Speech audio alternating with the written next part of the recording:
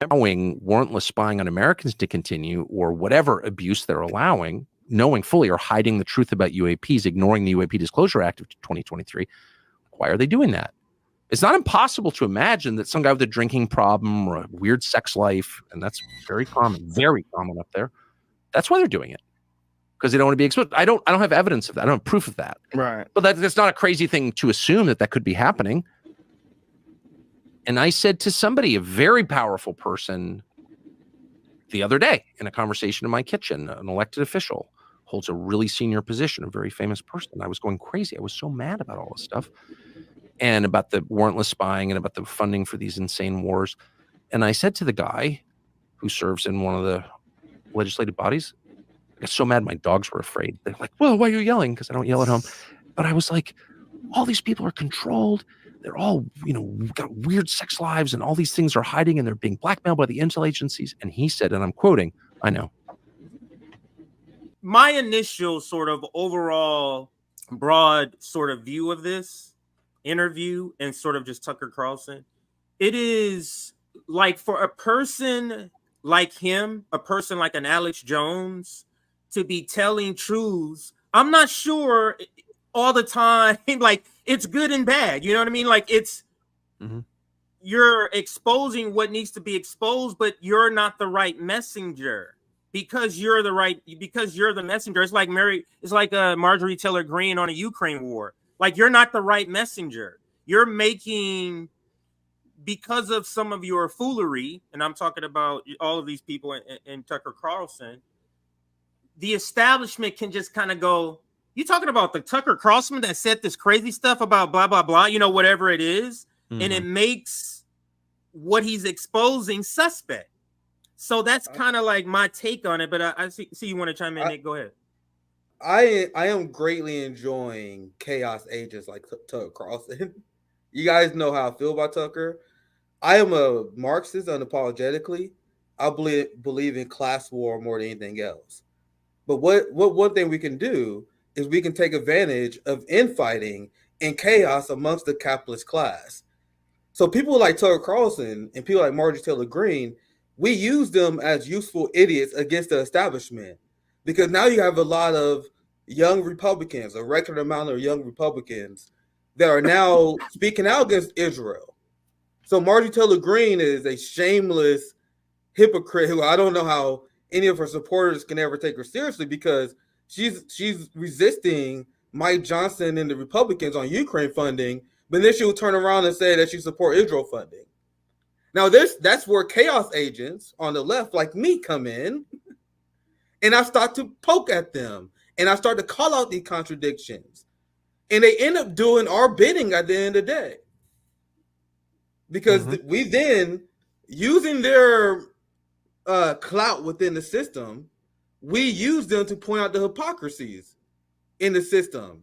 Like Tucker Carlson, for example, I went on the rant before how people are now realizing that tankies are always correct. the communists they always demonize are always correct. You guys want to know who always first had an issue? Who you want to know who's calling out the CIA first? The intelligence agencies infiltration our government first?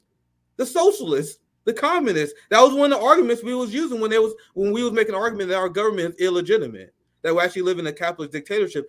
They'll say stuff like that. Like, do you guys know in the Soviet Union, do you know in Cuba they got secret police? Like, sir, we got undercover cops. We got CIA. What are you talking about? So I'm glad that these contradictions are being exposed. But you're 100% right, because at the same time we do got to put up keep pressure, because Trump is an agent of the intelligence agencies. He did everything the intelligence agency wants to do. Now, after Tucker Carlson went so hard against the Ukraine war, now I'm gonna make fun of all the Trump people, because guess who had a fantastic prediction? I told you guys that Trump was gonna back out of the Ukraine war. Now everyone's reporting on it. Who told you guys that a year ago, CJ? So guess who's about to run? Because that was a very risky gambit. I told you guys. I said I'm taking a chance here, but I'm going by my gut, because I understand class antagonisms. I understand you don't become a leader of a party in this country. You don't become someone who's accepted by the Republican swamp without you being in line with the Right. Pentagon without you actually being sold out to the empire. So I'm like, bro, there's no way, seeing how much the establishment love Ukraine, that Trump is going to upend this. Trump is going to do, he's going to actually sell the war better than the establishment. Because now they say, oh, we're not giving the money to Ukraine for free. We're giving them loans. Lindsey Graham said he directly jacked that from Trump. And then they're just going to forgive the loan, Nick. This is so obvious, but I think Go ahead, what CJ, you did was you use your Marxist analysis. You're now sort of just without even thinking, giving your Marxist analysis that maybe 5-6 years ago you didn't have. So the more you keep doing that, and the more you're being right, you're not going to have that uneasy feeling where you're like, I don't know. You're going to be like, no, this is what's going to happen, because you understand, like you said, the class antagonism. But go ahead, Kate, you wanted to chime in. Well, looking at this entire conversation between Joe Rogan and Tucker Carlson, on the one hand, I could say, yes, people knew about this. I mean, a lot of people have been talking about it, but it's getting mainstream acceptance now, because now a lot of people who aren't normally tuned in or integrated into politics, like how we talk about it, are now questioning things. I mean, the system isn't working. When you have people starving, when you have people wondering how they're going to get by every single day, everyone has to wonder, well, how did it get this way? And when we finally look at our Senate and our House of Representatives, I get a chill down my spine by looking at the ancient Romans and their Senate and the way they ran things and how they went through emperors, where the Praetorian Guard would betray the very person that they were supposed to protect. And our intelligence agencies, in turn, have blackmail and control over our politicians. The fact that we think that they wouldn't have control, look at how well protected they are. The FBI, the CIA, NSA. I mean, we're being spied in on, and yet you would think that the great watchdogs, the keen-eyed eagles, the lions at the gate, our politicians, our senators and House representatives would scream and roar and defend us, but they're not going to do it, because they've been not only paid to shut up, but they've also got the click, click, hey, we got all this blackmail material on you, and if you even think about coming out of line, let us show you the JFK tapes, just so you get scared straight. Because and the thing is, we have to accept this as a fact.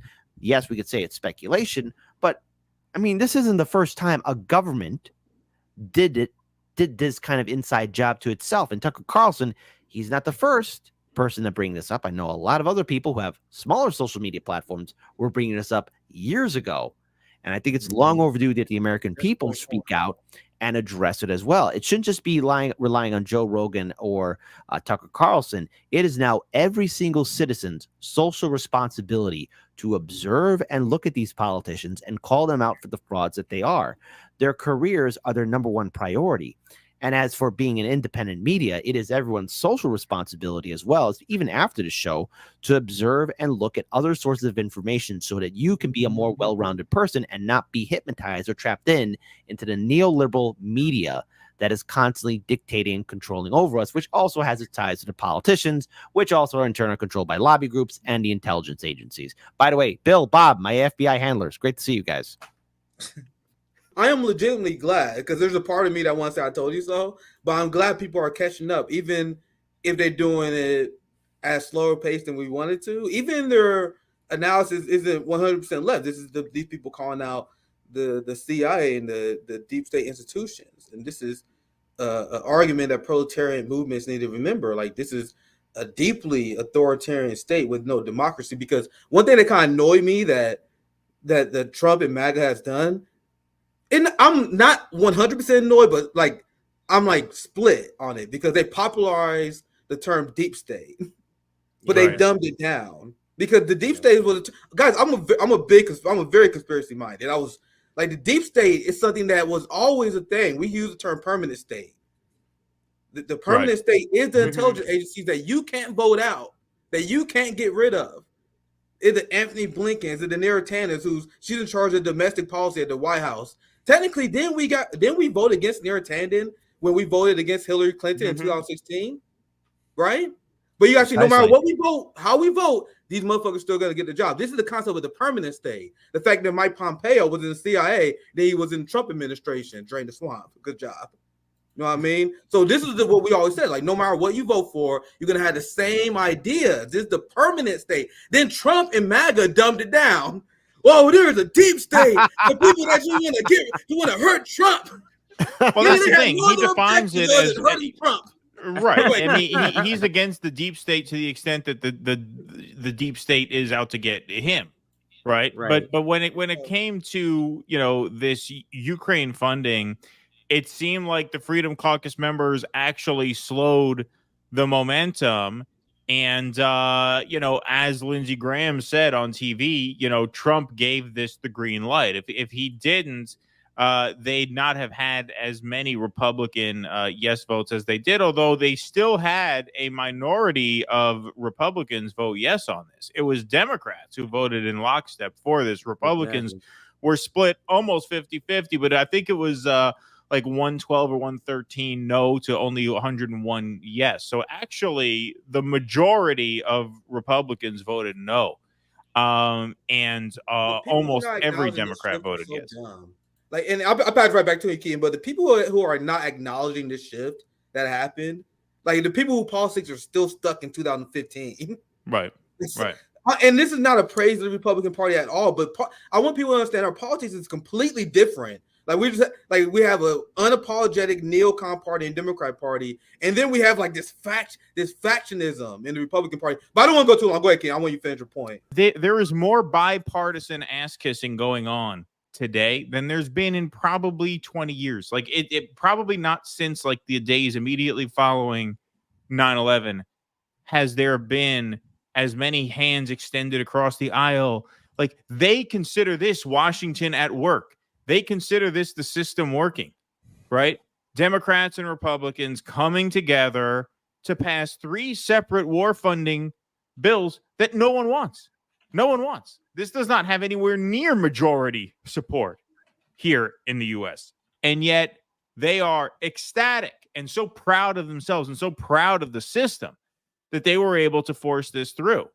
The disconnect, pardon me, between how these people view themselves and their role and what they view as the purpose and function of the very system of government and the way the people observe that system, it's just night and day. And you wonder how much longer it can hold.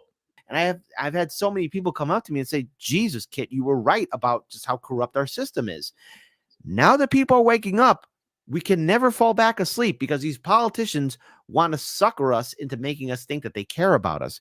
And I'm encouraging everyone, when you see the DNC convention happen here in Chicago, it is going to be pandering times infinity. They are going to try and make this seem like they are the heroes of the story when they're not. And yes, Republicans just as shady as the Democrats, but the fact that we have the quote unquote progressive lawmakers also pounding their chest for forever war or giving their money to forever war should worry and concern so many of us.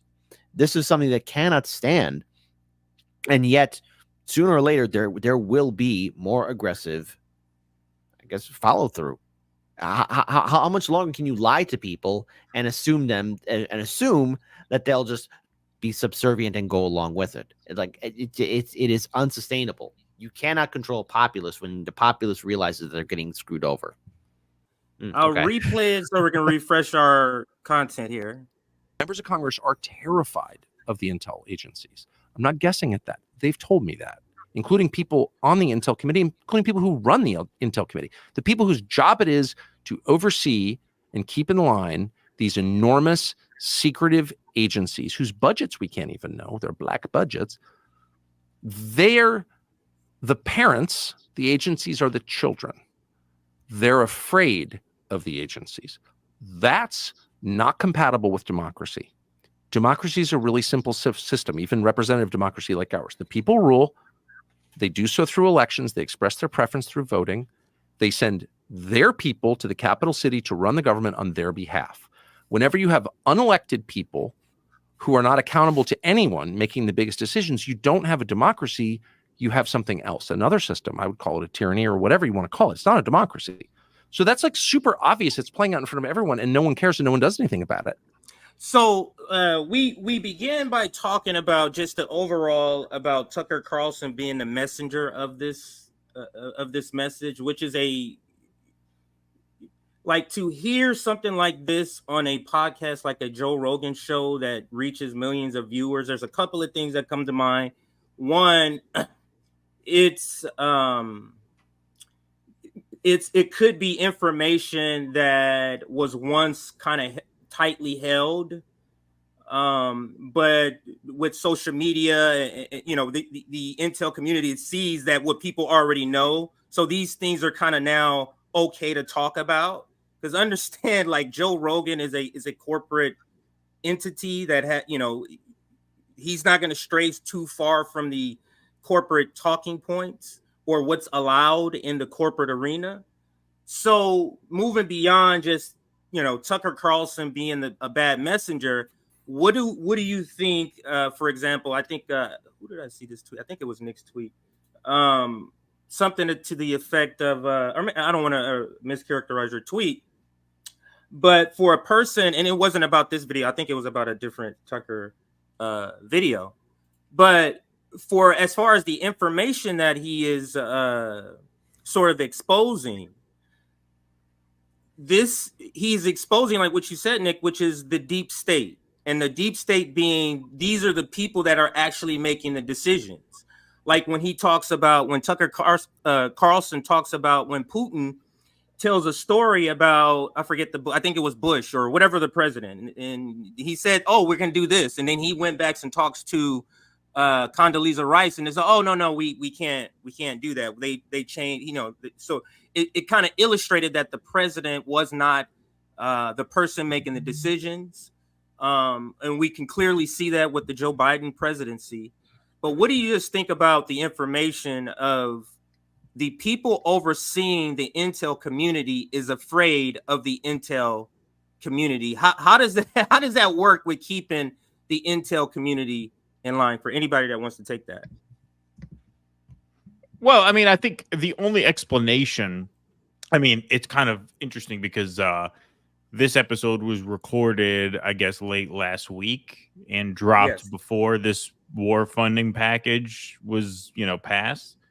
But, what he's saying here hits particularly hard in light of this recent war funding package going through. Because if you look at Mike Johnson and, all of the promises that he made to his own caucus to, at the very least, get like border funding through in exchange for this, and you look at the total capitulation, I mean, he completely betrayed the base of his party, even not worse, but to the same extent that like the Progressive Caucus betrayed their base over the Build Back Better thing. Like when Jayapal kept coming out time after time saying, we will not pass the bipartisan bill unless Build Back Better passes with it, and then she caved.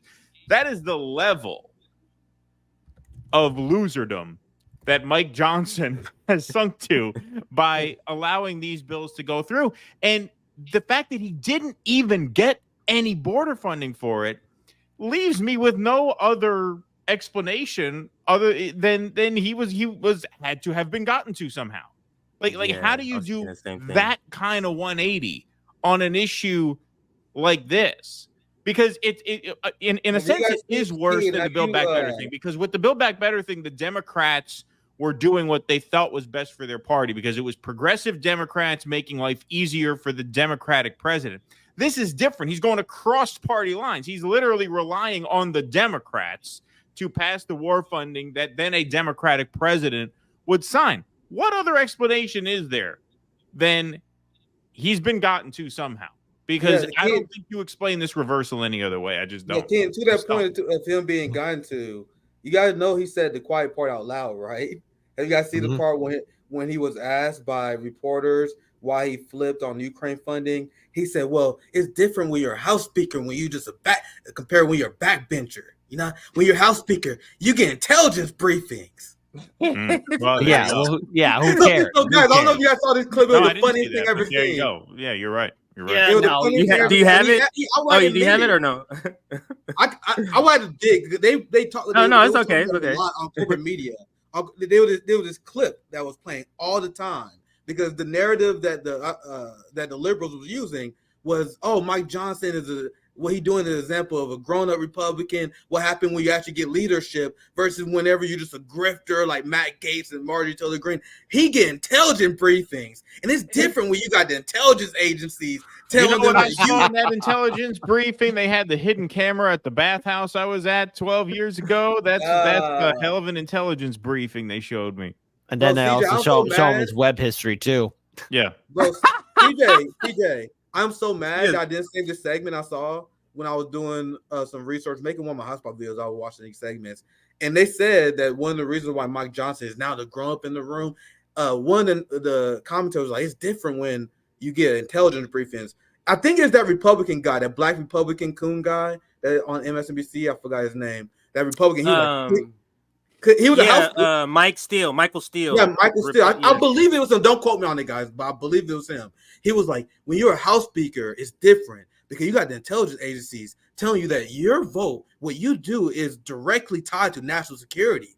So if you don't fund Ukraine, they're going to put out messaging campaigns that said the reason why the Western rules-based order failed is because of Mike Johnson. And then he, like, at the end of the day, Mike Johnson woke up and realized that he will get smeared by the intelligence agencies in the media. They will then turn around and say, bro, you're the reason why Russia won. And because of that, he was like, Mike Johnson's like, bro, I don't want to make enemies of intelligence agencies. Guys, they said this live on MSNBC. Like, not even hiding it. To your point, King, this is why I chime in, because they're not even hiding that he was gotten to. That's the narrative. The narrative is that, yeah, when you're a speaker, you talk to intelligence agencies, they tell you what the fuck to do. Yeah. Now, think about how fucked this is. And this is another point I was about to make earlier. I'll pass it back to the panel. It's literally normalized. It's literally considered normal and standard procedure that we're not supposed to know what the CIA is doing.